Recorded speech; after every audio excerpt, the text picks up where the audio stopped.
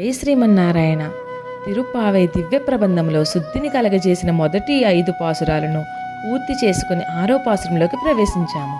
ఈ రోజు నుండి 10 రోజుల పాటు ఆండాళ్ తల్లి 10 మంది భిన్నమైన లక్షణాలు కలిగిన గోపికలను రోజుకొకరిని మేలుకొలుపుతున్నట్లుగా 15వ పాసురం వరకు కనిపిస్తుంది. ఇక ఈ పాసురంలో ఆండాళ్ తల్లి కృష్ణ సంశ్లేషణానుభవం కొత్తదోట వల్ల తన ఇంటిలో పడుకుని బయటకు రాకుండా ఉన్న గోపికను ఈ విధంగా పిలుస్తున్నారు.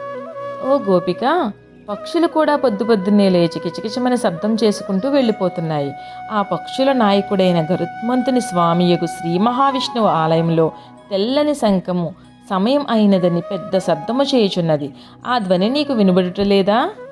ఓ పిల్లా లెమ్ము, మేము ఎలా లేచామో అని అనుకుంటున్నావా?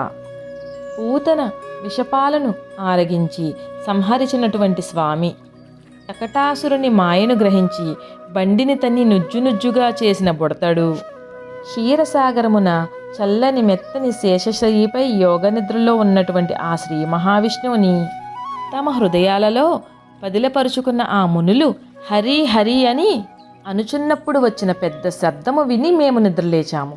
నీవు కూడా మాతో కలిసి వ్రతము చేయుటకు నిద్రలేచిరా అని గోదాతల్లి పిలుస్తున్నారు. ఆండాళ్ దివ్య త్రివడుగులే శరణం. ఈ విధంగా ఆ బాలకృష్ణునితో తెల్లని శంఖముతో కూడిన ఆండాళ్ జడ మన నరసాపురం ఆదికేశవ ఎంబేరుమన్నారు కోవెలలో గోదాదేవికి అలంకరించబడి ఉన్నది.